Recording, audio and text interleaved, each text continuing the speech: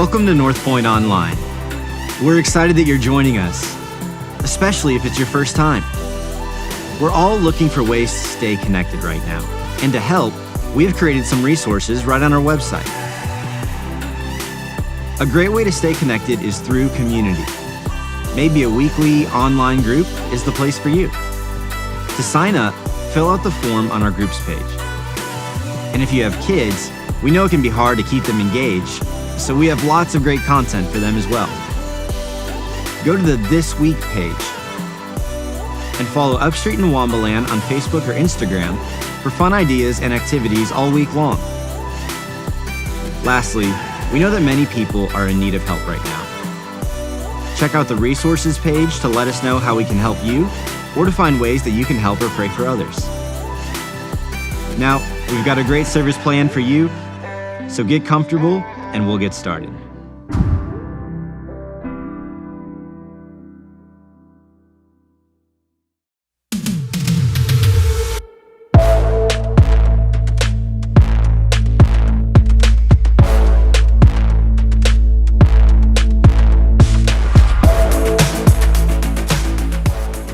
What's up, North Point? I'm Jeremy, and I'll be your online host this week. I'm so pumped that you are tuning in with us. If it is your first time, be sure to click connect with us below in the chat or hit subscribe if you're watching on YouTube so you can stay up to date on what's going on around here.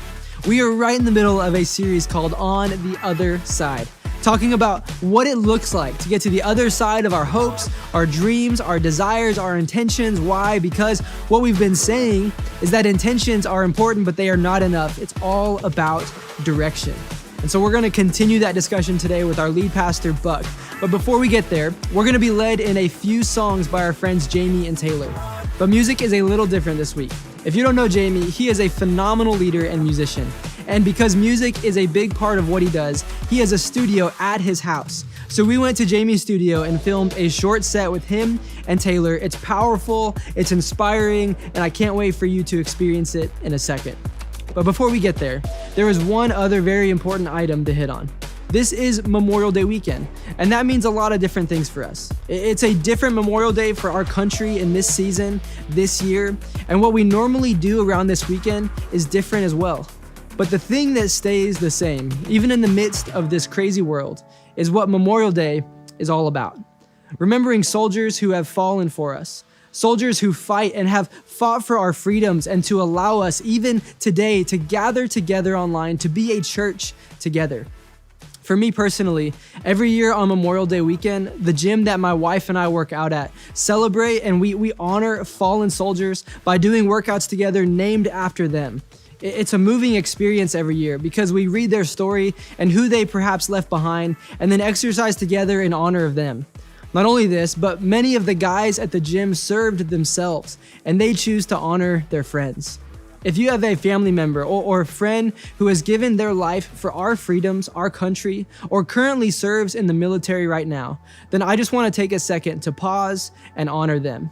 Before we get to music, will you join me in a moment of silence to commemorate them?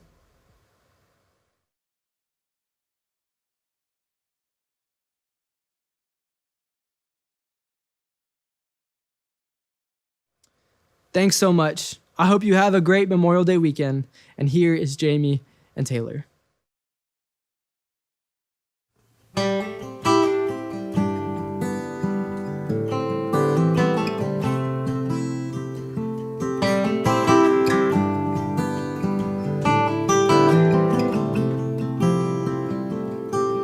No height, no depth, no life or final breath could ever separate us from your love.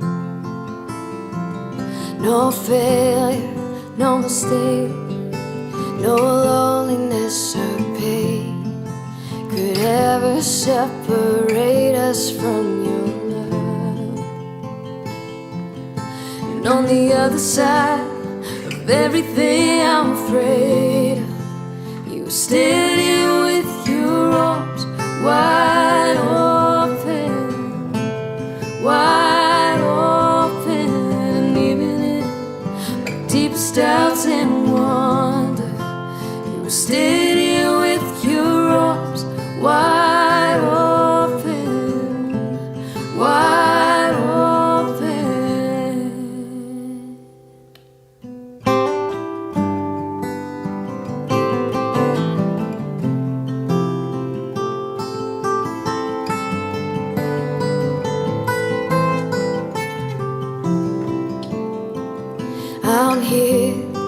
made strong.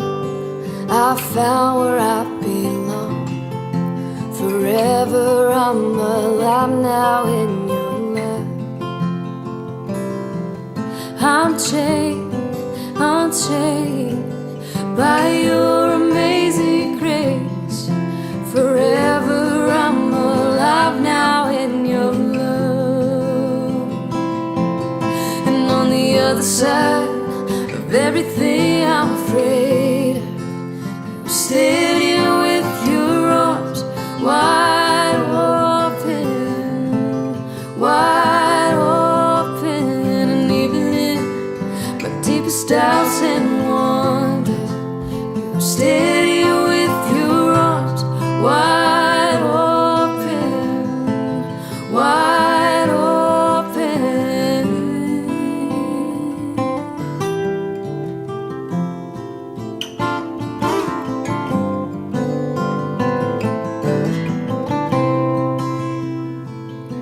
If I make my bed in darkness, if I try my best to hide, you know the farthest ocean, you give the morning its light. I can't run from your presence, there's no place that far.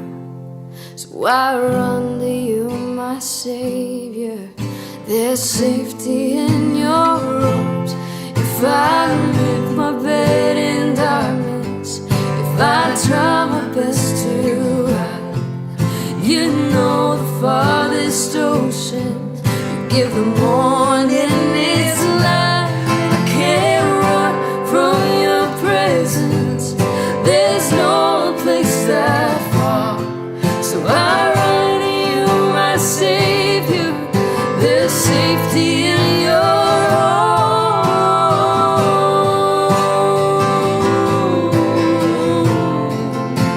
Safety in your arms.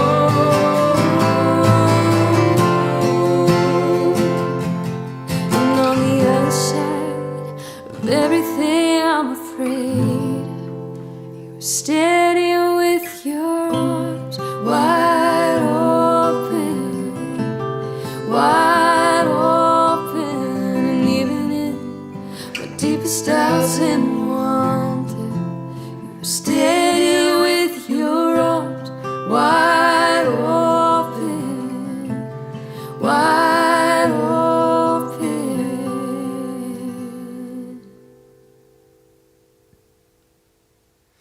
So we want to do a song now that really is about trust. And trust is a little bit of an on or off. It's a little bit of an all or nothing.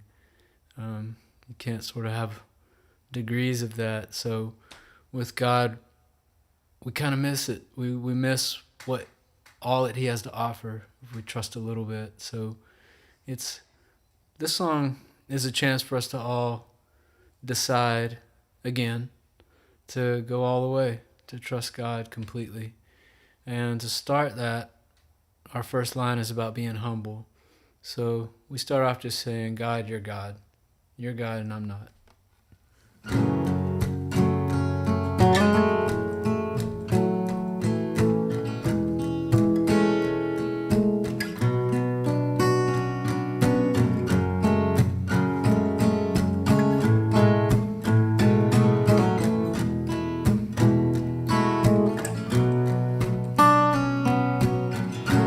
Humbly I stand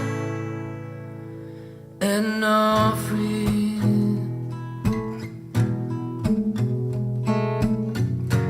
with open hand, Lord, I bring everything and nothing less, my best, my all.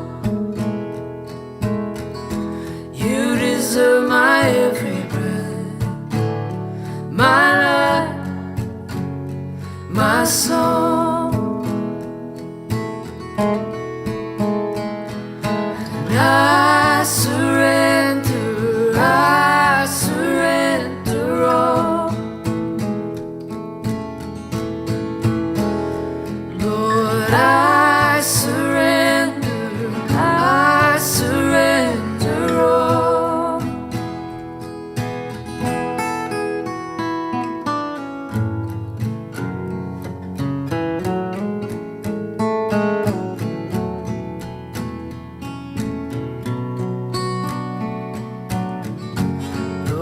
take control. I trust you.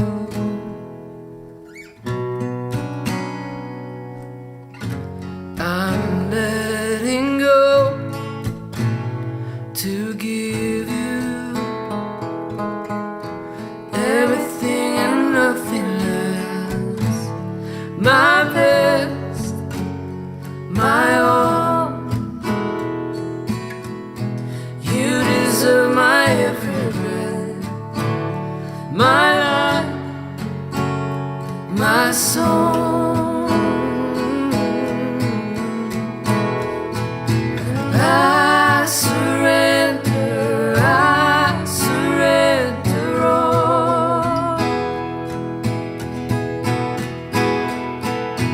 I surrender all. I surrender all. Everything, nothing less.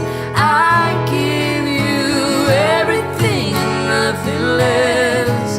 Forever, everything, nothing less. My life is yours. Everything, nothing less. I give you everything, nothing less. Forever, everything, nothing less. My life is yours, completely yours. And I surrender all. I surrender all.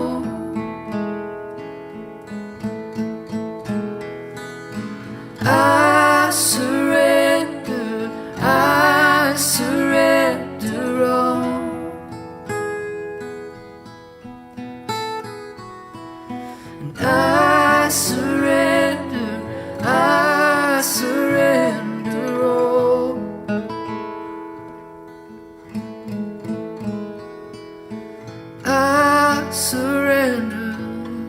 I surrender all.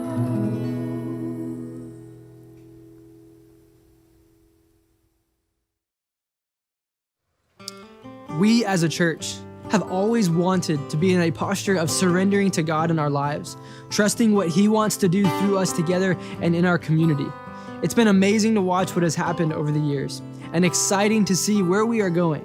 In fact, I want you to hear an update from what's coming up from our lead pastor, Buck. Today I stand on our piece of property here on Crystal Falls, which is North Point's future home. And guys, as I stand here, I can't help but go down memory lane and think about what took place just over 10 years ago when I stood at another piece of property at Parkside Elementary. And I was standing there and I was watching the school, Parkside Elementary, being built, knowing that we're about to start a church right there. And as I stood on that piece of property, I had all kinds of thoughts about the dreams and possibilities and the impact that this church could have on my family and my kids, on our community, on all kinds of people's lives. And at the same time, I was so incredibly nervous because I had never started a church before. My background was, professional golf and a career at Dale for 10 years. And here's what I discovered, is that God is incredibly faithful. And God will do abundantly more than all we ask or imagine. And then fast forward 5 years later after we start North Point, and I found myself again standing on a piece of property at Arrow Point where we currently meet. And this was before a foundation was ever poured. And as I stood there, I had a lot of similar thoughts, thinking about, all the possibilities and the impact that this piece of property and this facility could have on so many people's lives. And as I stood there as well, I was incredibly nervous because I was thinking about how in the world are we going to pay for this place and what's going to happen? And what I discovered again is that God is incredibly faithful, and God will do abundantly more than all we ask or imagine. And that brings me to this moment where I stand on these 14 beautiful acres and thinking about all the possibilities of what's going to happen here. and how what's going to take place is going to impact your family and your kids, how it's going to impact my family, my kids, how it's going to impact this community. All those thoughts are present. And yes, at the same time, I am nervous because this is the biggest step North Point has ever taken.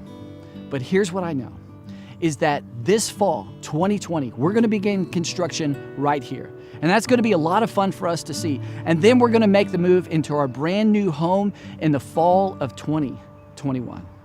But in addition to that, here's what I also know, is that God is faithful. And God will give us exactly what we need to do what He's called us to do. So guys, if you have questions about For Austin and about our future home, don't forget to check out fораustin.com. Or if you have questions, you can also email us at info@fораustin.com. If you've chosen to invest in our vision and mission, if you've chosen to be for Austin and invest in what's going to happen here, I just want you to know I'm so incredibly grateful for your faithfulness, for your trust, and your financial investment in being for people, for the next generation, for our community, and for being for Austin.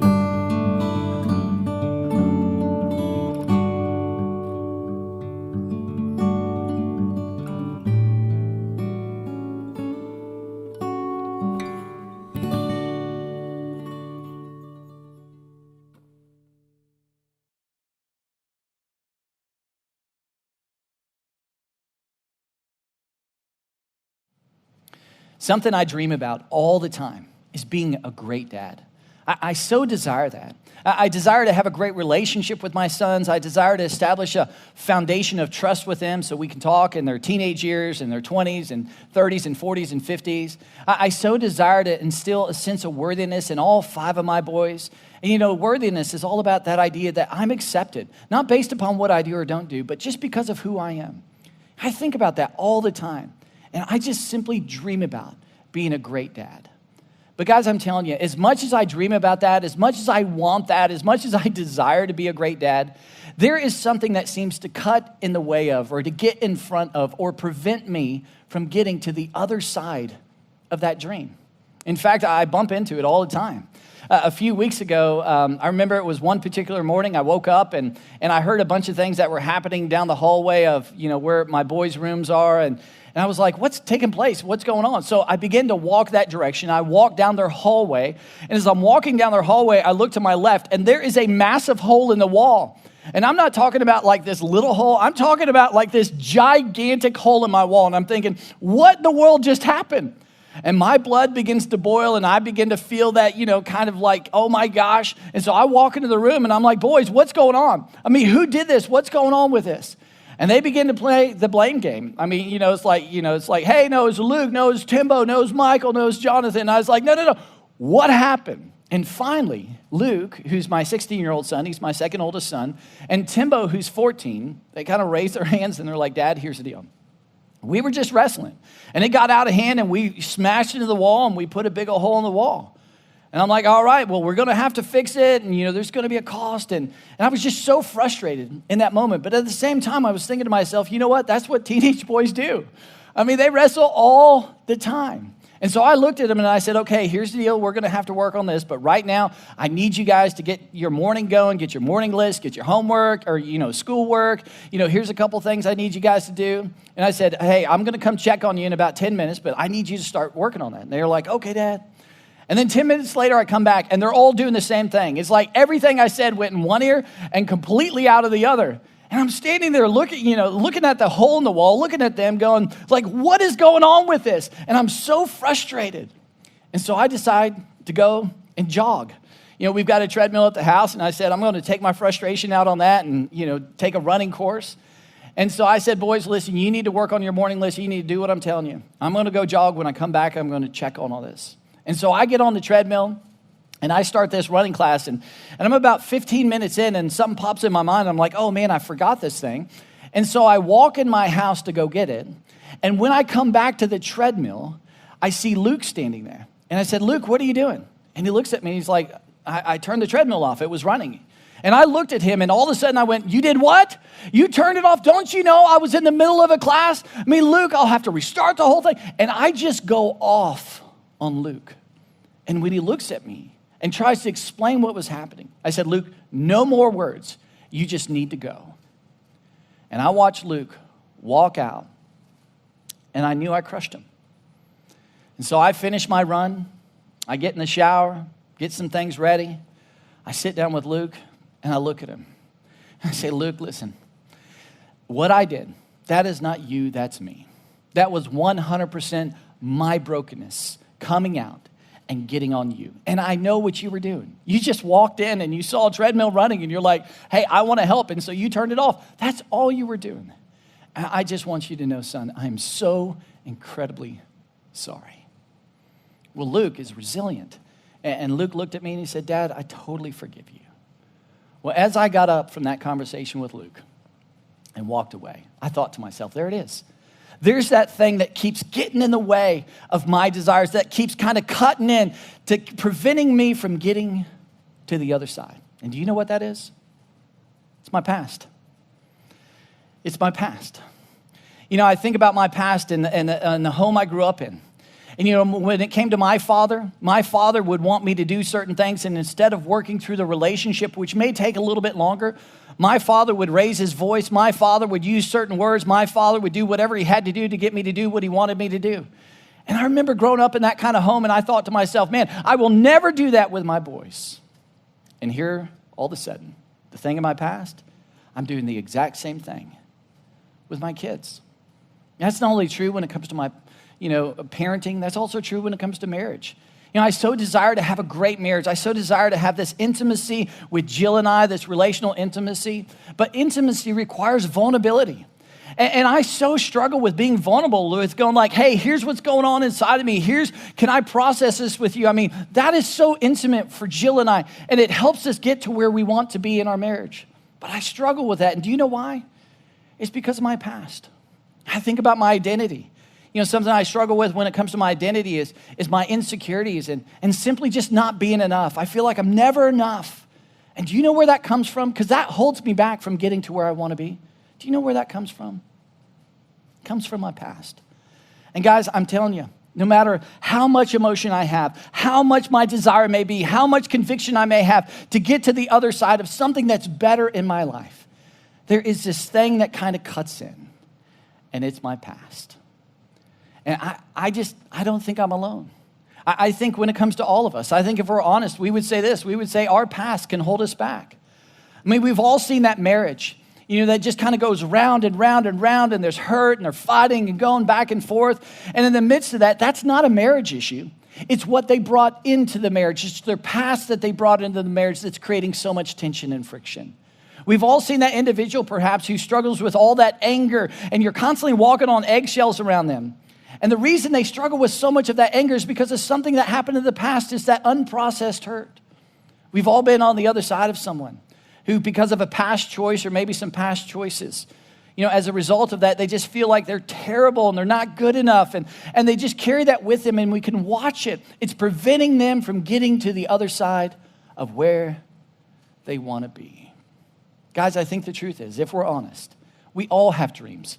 We all have desires. But in the midst of those dreams and desires, there is something that cuts in and oftentimes prevents us from getting to where we want to be. And that's our past. So the question is, what do we do? Because I think every single one of us, we want to get to the other side and experience something better in life. Well, here's the good news, guys, is the Bible actually speaks into this tension. And one of the things I love about the Bible is experientially relevant. In other words, it's like what we're experiencing in life, the highs of life, the lows of life, the circumstances of life, the Bible speaks experientially into those and speaks incredible truths. In fact, one example of this is in the letter of Philippians, which speaks directly into the tension we're talking about today. The letter of Philippians was written by a man named Paul, who was a first century missionary. And he just had an incredible story. And Paul, in a Roman prison, writes this letter called Philippians. And he writes this letter of Philippians for the purposes of not solving a problem or helping, the church in Philippi and the people in the city of Philippi. He wrote this letter as a pure encouragement. He says that the church in Philippi, they were doing amazing. And Paul just wanted to write a letter and say, man, you guys are doing great. I want to encourage you. That's what the letter of Philippians is all about. And in the midst of his encouragement, he speaks right into the tension we're talking about today. In fact, here's what Paul says. He starts the whole thing and he begins this way, and this is important. He says, brothers and sisters, I do not consider myself yet to have taken hold of it. And as we think about this passage, I want us to focus on these two words initially, brothers and sisters. This means that Paul is writing this to followers of Jesus Christ. In other words, he's writing it to Christians. And that's important to know because if you're a follower of Christ, what Paul's about to say about our tension, this is not optional. Guys, this is what we're called to do. Now, if you're not a follower of Jesus Christ, I'm so grateful that you're tuning in. I so respect that. But everything I'm about to say, everything Paul's about to say, it's all optional. You can pick and choose. Now, let me just tell you, it will work for you. It will help you with the tension we're talking about today, but it's 100% optional. But if you are a follower of Jesus, guys, this is what we're called to do with the tension we're talking about. So he starts this way. He says, brothers and sisters. And then he says, I do not consider myself yet to have taken hold of it. Now, this idea, taken hold, is really important. And then this word, it. So what does that mean?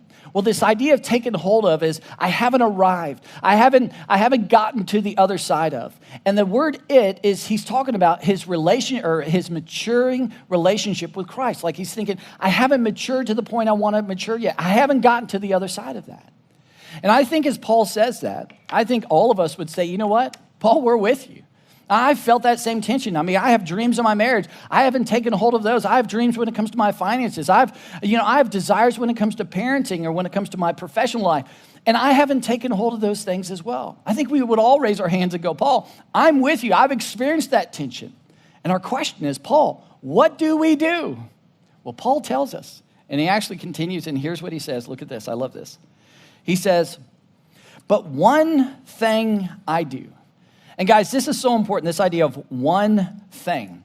And what he's saying here is one thing to focus on, one thing to be incredibly intentional about, one thing to tape on your mirror and every single morning remind yourself of this one thing. What is it? He tells us. But one thing I do, forgetting what is behind and straining toward what is ahead.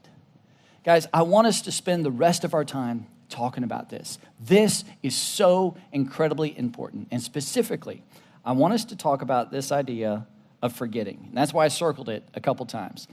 And forgetting what is behind, which frees us to strain towards what is ahead.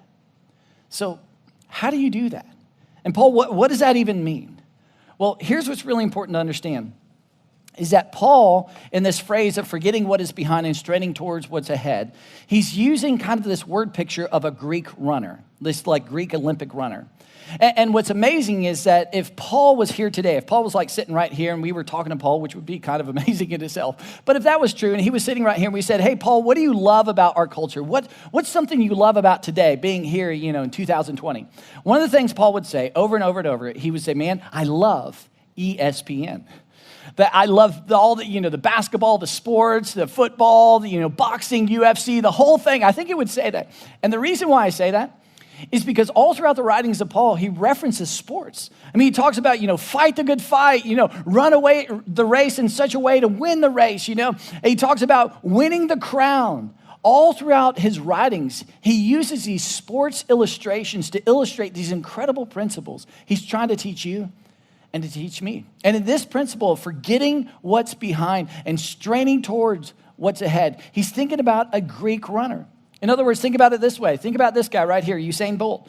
And this is an Olympic gold medalist. Usain Bolt's one of the fastest men in the world. And when he runs a race and the gun goes off and the starting blocks and he's out and he's going, he is straining towards what's ahead. He is laser focused on that finish line, getting to that finish line, in first place. That's all he's thinking about. And he is forgetting what's behind. He's not thinking about 3 races ago where he tripped or, 2 months ago where he lost that race. He's not thinking about middle school when he didn't make the track team. That's nowhere in his mind. He is 100% focused on getting and straining ahead. And Paul uses this illustration because what Paul understood in your life and in my life, that there is something that can cut in on us. There is something that can prevent us from getting to the other side. In fact, what Paul understood is looking back will hold you back. When we hold on to the things of the past, it can hold us captive in our presence and keep us from getting to the other side. And so Paul leans into this whole tension. He says, guys, you got to forget what's behind. So it frees you to strain towards getting to the other side. And Paul would say, you got to forget what's behind when it came to your childhood. And I think he would show a lot of empathy. Paul went through a lot of things and hardships and difficulties in life. But he would say, hey, when it comes to what happened as a little boy, what happened as a little girl, what happened in your childhood, what happened in that marriage, what happened in that second marriage, what happened on social media, what happened with the choices that you've made in your past. Paul would say, listen, those are real. I 100% know. And I know the emotional weight and impact of those. But for you to get to the other side of where you need to be and where you want to be, you got to forget what's behind. And we hear that and we go, well, what does that even look like? How in the world can we do that? And if you and I were just talking, I would say there are two things you got to pay attention to. The first thing is this, is forgetting what's behind is going to take some time. Guys, this is not an overnight thing. I so wish there was a simple way and a button we could push and whoo, it just would all work out that way, but that's not the way it works. This is going to take time. This is not overnight, it's over time.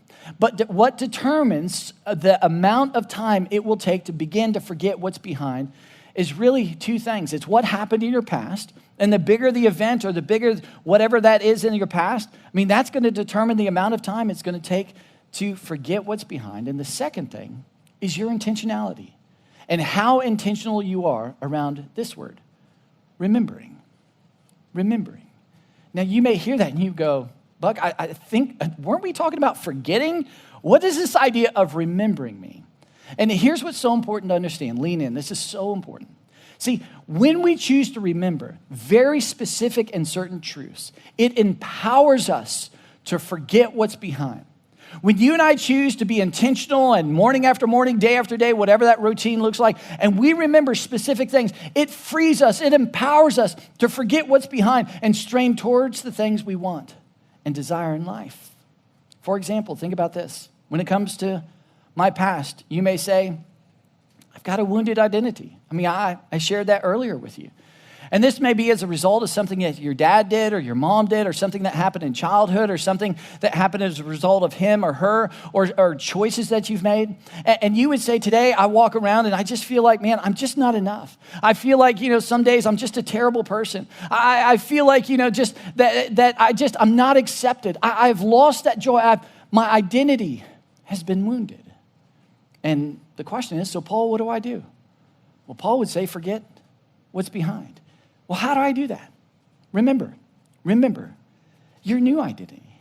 Remember the fact that you are a brand new creation. That the Apostle Paul says that when you put your faith and trust in Jesus Christ, you are a brand new creation. The old has gone and the new has come. You have a new identity through Jesus Christ. It's to remember that. It's to remember what the Apostle John says, that when you put your faith and trust in Jesus Christ, you have the right to be a son or daughter of God. That's your identity. That's who you are. Remember that. It's to remember the fact that what the Apostle John says, that God so loved the world that he gave his one and only son. And that's a big deal. Because what determines the value of something, what determines the worth of something, is what someone's willing to pay for it. And God was willing to give his one and only son for you. Remember that. It's to remember what the psalmist says about your life and my life, that you are fearfully and wonderfully made. It's to remember the words of Luke, where Luke says that God puts you in times and places for very specific purposes, that you have a purpose, that you have meaning, that there is significance to your life. Remember that.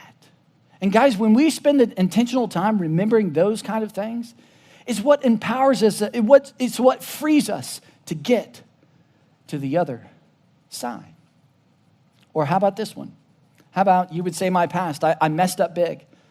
Man, there's something in my past I made a choice around, or maybe multiple choices around, and I just feel terrible. I feel like a terrible person. I constantly think about it, and it just kind of holds me captive.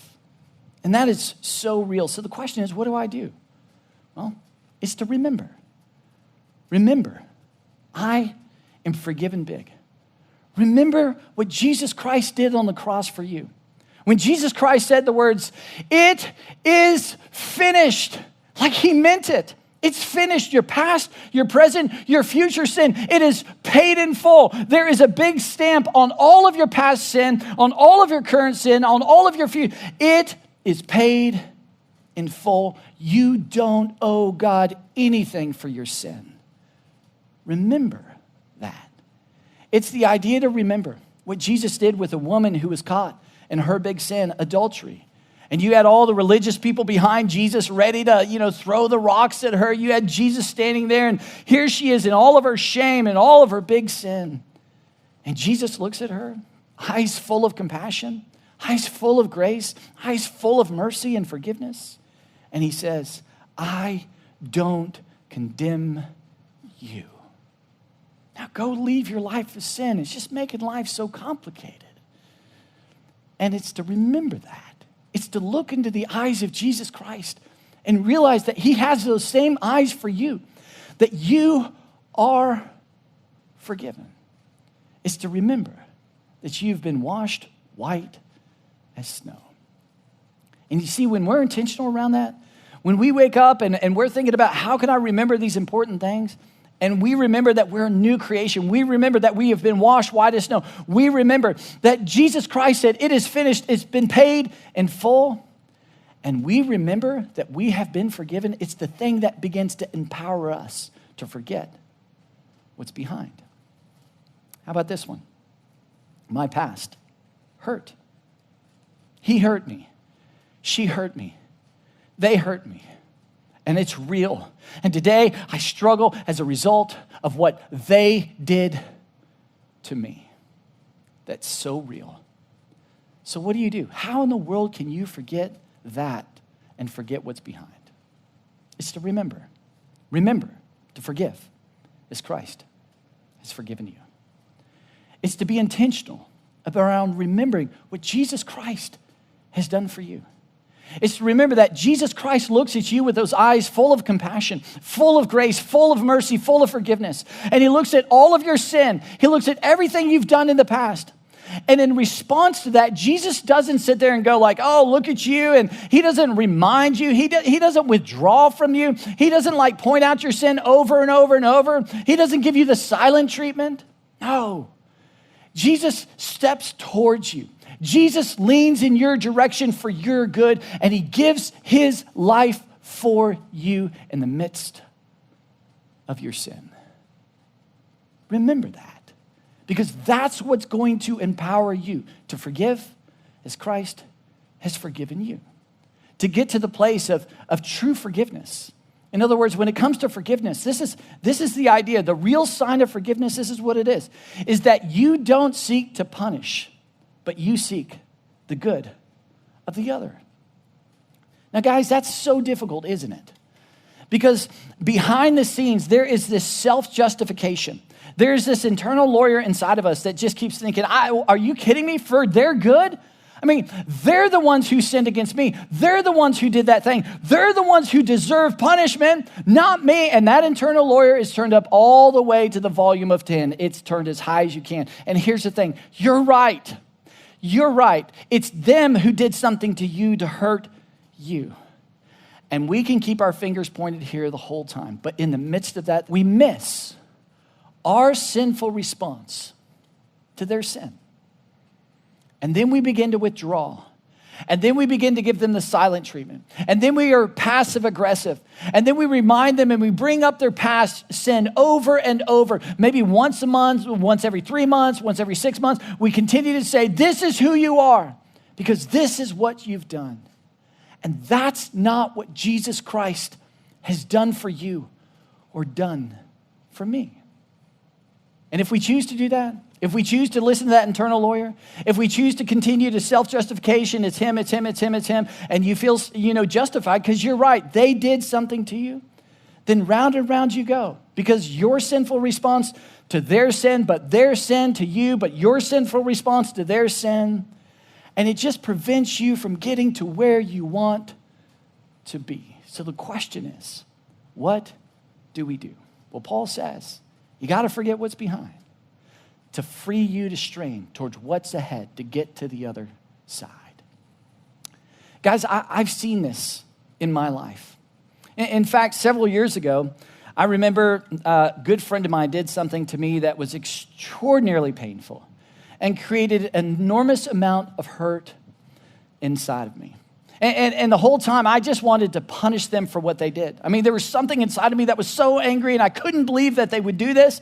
And I thought to myself, you know what? I'm going to withdraw. Yeah, I'm going to be passive aggressive, and I'm going to feel totally fine, and I'm going to remind them of what they did. And I feel good about it because it's self-justification.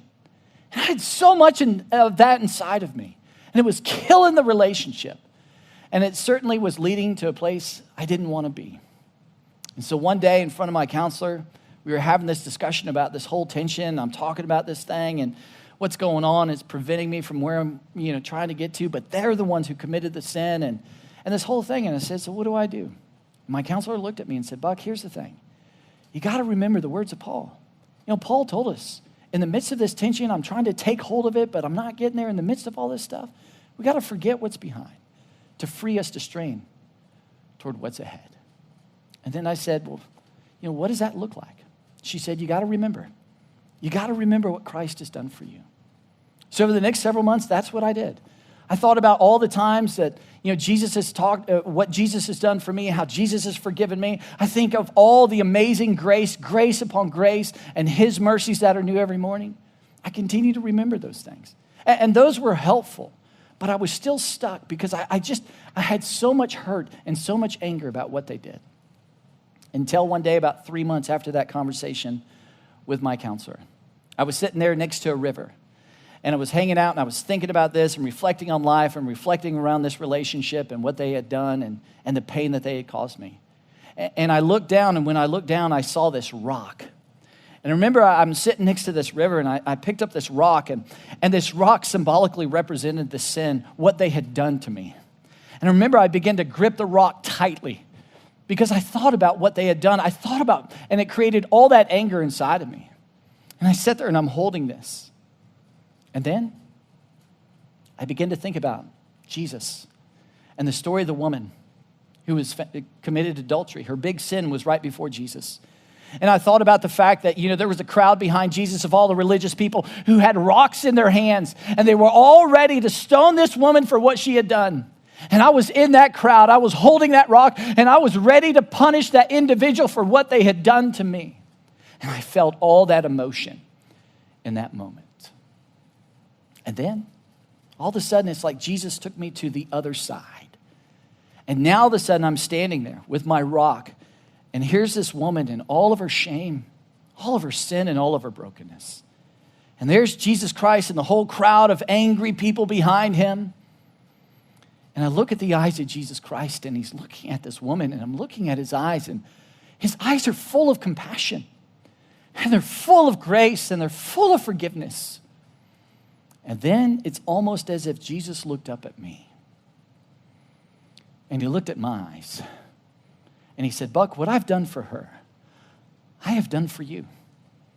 I have forgiven you. And these eyes of mercy and compassion and grace and forgiveness are for your sin. All of the times that you've hurt individuals, all the times that you've broken my laws, I look at you and I have forgiven you. And I have forgiven that person for what they've done to you. Now, Buck, you need to love as I've loved you. Forgive as I have forgiven you. And right there, in that moment, next to that river with a rock in my hand, I said, all right. I looked at what they've done, and I said, you don't owe me any longer. So I set the rock down, and I walked away, and I've never picked that rock up since. And guys, let me tell you what's happened as a result. As a result of choosing to forgive as Christ forgave me, it has freed me. It's freed that relationship to get to a place that it's never been before. And it's not perfect. But my goodness, today, the freedom I've experienced, the ability to forget what's behind and strain towards what's ahead and get to the other side of where I wanted to be, It required me to forgive as Christ has forgiven me. So guys, here's my question. What is it in your past that's holding you back? What is that thing that you think about in your past that's kind of getting in the way or cutting in and preventing you from getting to the other side of where you want to be? Where you want to be in your marriage, or where you want to be financially, or where you want to be with your kids, or where you want to be professionally, or where you want to be just with you and being free to be you. What is that thing in your past that keeps holding you back from getting to the other side? And with whatever that is, here's the thing. What do you need to remember that will empower you to forget what's behind and get to the other side? What is that you need to be intentional around? To remember that very important truth, that new identity of who you are, that you are forgiven, that God is working for the good of all those who love him. What is that thing that you need to be intentional around to empower you to forget what's behind? And maybe that's going to require you to sit on the other side of a counselor and have a hard discussion about the past and what's taken place in the past. Maybe that's going to require you to get on the other side of some friends and have some discussions and for them to remind you of these very important truths. Maybe that intentionality is waking up every morning and putting something on your mirror, waking up every day and looking on your computer, having a reminder, whatever that is. When you and I choose to be intentional around those important truths and remind ourselves of those important truths, guys, here's what's so cool. It begins to empower you. It frees you to ultimately get to the other side of where you want to be. Let me pray for us. Father, thank you so much for this day. Thank you for your grace. Thank you for your love. Thank you for your patience. And Father, for whatever that thing is in our past that keeps holding us back, you know. And I just pray that you give us the courage, that you give us the insight, that you give us the energy to remember things that are true of us, these important truths, to ultimately empower us to forget what's behind and discover what's on the other side of those desires that we have in life. God, I trust you with that. In Jesus' name, amen.